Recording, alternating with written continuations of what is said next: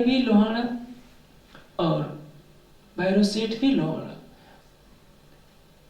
उन्होंने अपने मुनीम को भिजवा करके पता करवाया कि सबको लोहाड़ा जाति के जो भी बंद में हैं उनको छुड़वाने के लिए कितनी राशि चाहिए। 70,000 रुपये। उस जमाने के 70,000 आज का समझिए करोड़ रुपए के बराबर होगा। आज से 400 साल पहले 70,000 की कीमत कितनी होगी आप अंदाजा लगा सकते हैं। लेकिन उसके लिए 70,000 बहुत ही थोड़ी बात थी। एक ही हाथ मुश्त में दे दिया। किस लिए? सबकी आत्मा को जागृत करना है। राजी ने उनके अंदर में प्रेरणा भरी। भैरव सेठ ने सब सुंदर साथ को मुक्त करा दिया। तेज कोरी जी भी कारागार से मुक्त होकर के श्री जी के चरणों में आती हैं। और अब भैरव सेठ ने सुंदर साथ के लिए इतनी सेवा की। अब श्री जी उनकी आत्मा को जगाने के लिए आवासी बंदर पहुंचते हैं, क्योंकि जिसने सेवा की है उसके अंदर भी परम धाम की आत्मा है, उसको माया के बंधन से निकालना है। और भैरव सेठ का वृत्तांत बहुत ही रोचक है। कैसे एक बुराई में लिपटा हुआ व्यक्ति जो शराब और मांस से अलग एक दिन भी नहीं रह सकता, कैसे 3 दिन में ही प्रीतम का साक्षात्कार कर लेता है। हमारे लिए एक बहुत बड़ी सिखावन है। हम लोग तो कहते हैं कि क्या करें, हमसे ये होता नहीं। कोई व्यक्ति तंबाकू खाता है, जिंदगी बीत जाती है, तंबाकू की आदत छूटती नहीं। किसी को कोई व्यसन होता है, किसी को कोई व्यसन होता है, लेकिन जिसने दृढ़ संकल्प कर लिया कि इसको छोड़ देना है तो छोड़ने में कोई भी देर नहीं लगती। भैरव सेठ ने कैसे अपने को बदला, कैसे कीचड़ से निकलकर अपने जीवन को अध्यात्म के स्वर्णिम पथ पर ले चला। और हमें अपनी बुराइयों को कैसे छोड़ना है, कैसे धनी के चरणों में जाना है। आवासी बंदर की बीतक हमारे लिए बहुत ही सुनहला रास्ता दिखा रही है, हमारे लिए प्रेरणामयी है कि किस तरह से हम भी अपनी बुराइयों को छोड़ने और अच्छाई को तुरंत ग्रहण करने में तत्पर रहें। हम बहाना बना देते हैं कि राज्य का हुक्म होगा तो बुराई छूट जाएगी। छोड़ना तो हमारे जीव को है, आत्मा को नहीं। आत्मा निर्लेप है। तंबाकू आप खाते हैं तो आपका जीव विषयों से ग्रसित है, आपके जीव को उसका रस मिल रहा है, आत्मा का उससे कोई लेने देना नहीं। आत्मा तंबाकू नहीं खाती। आत्मा राग द्वेष काम क्रोध मद लोभ के बंधन में नहीं है। हाँ, जीव उसके बंधन में है। और जीव जब तक उसके बंधन में होता है, आत्मा देख रही होती है कि ये काम विकार है, ये क्रोध का विकार है, ये लोभ है, मोह है, ईर्ष्या है, द्वेष है। तंबाकू खाना क्या होता है, मांस खाना क्या होता है, शराब पीना क्या होता है, लड़ाई झगड़े क्या होते हैं। आत्मा को देखना पड़े, वो इनके बंधन से सर्वथा परे है। जब से हम सुंदर साथ तारतम्य लेते हैं, हमारे अंदर भी कोई न कोई कमी होती है। मैं हूं चाहे आप हो, कोई भी व्यक्ति पूर्णतया निर्दोष नहीं हो सकता। वो निर्दोष तभी तक होता है जब तक उसकी सुरता चितवनी में डूबी होती है। आंखें खुली नहीं, कोई बात अशुभ हमारे मुख से निकल सकती है, कट वचन भी निकल सकते हैं, मिथ्या वचन भी निकल सकते हैं, राग द्वेष की भी बातें हो सकती हैं। संसार में कहीं न कहीं मन भटक सकता है, स्वाभाविक है। क्योंकि आप कपड़ा सवेरे पहनते हैं, शाम तक वो गंदला हो ही जाता है।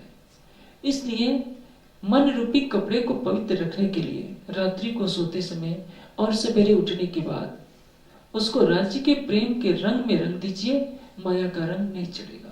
उसको कहती है काली कामरी है। जिस तरह से काले रंग पर कोई अन्य रंग नहीं चढ़ता, उसी तरह से जिसके मन में प्रेम का रस आ गया, मन पक्षी तबलक उड़े विषय वासना मान, प्रेम बाज की चपट में जबलक आया ना। मन तब तक भागता फिरेगा विषय वासनाओं में जब तक प्रेम रूपी बाज उसको पकड़ नहीं लेता है। आपके हृदय में प्रेम का रस आ जाएगा, माया अपने आप दूर भाग जाएगी। जब आया प्रेम सुहागी तब मोहजल लहरा भागी। हमको और कुछ नहीं करना है। यदि आप नकारात्मक विचार लेते रहेंगे कि मैं बहुत बुरा हूं, मैं पापी हूं, मैं क्रोधी हूं, कामी हूं, तो आप ऐसे ही बने रहेंगे। आप कभी नकारात्मक विचार मत सोचिए। ये मत सोचिए कि मैं पापी हूं।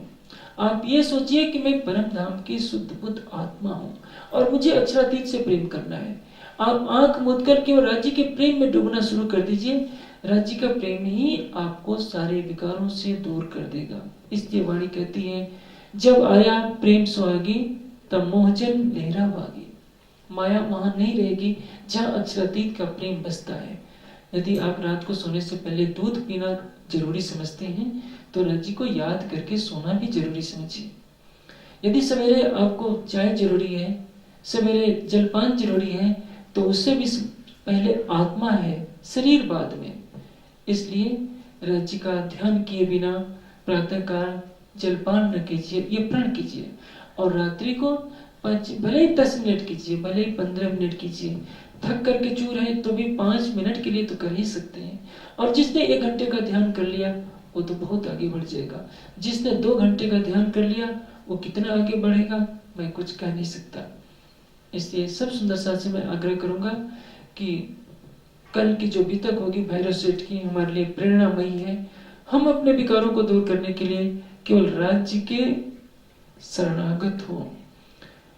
धामधनी ने स्पष्ट कर दिया है, गुण धनी के याद कर पकड़ पीऊ के पांव, सुखे बैठ सुखपाल में देसी वतन पहुंचाए। धनी के चरणों को पकड़ लें और प्रेम रूपी जो हमारे लिए सुखपाल है तैयार हो जाएगा। करना कुछ नहीं है, न कर्मकांड करना है। आप मेहर सागर याद नहीं है तो भी काम चल जाएगा। आरती नहीं सजा पाते हैं, नहीं कर पाते हैं तो भी चल जाएगा। लेकिन जिस बिस्तर पर आप शयन करने जाते हैं क्या मुश्किल लगता है?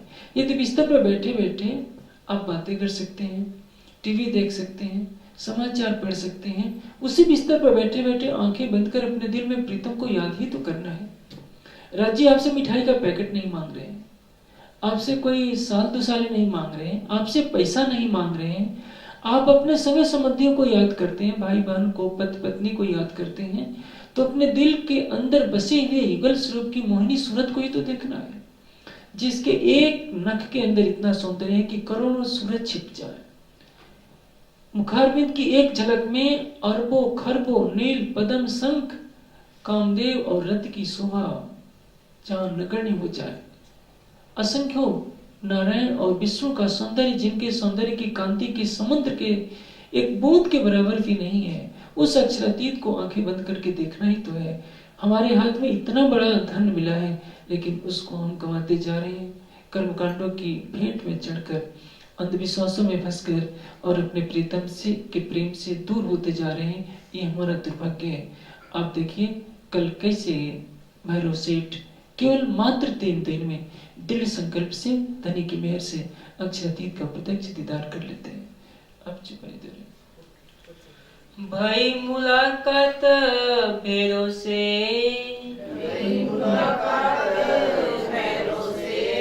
श्री जी साहिब जी सो जब,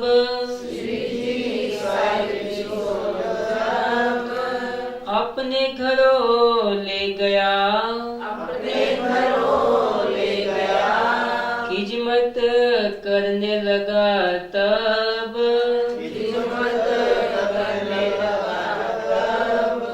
खिजमत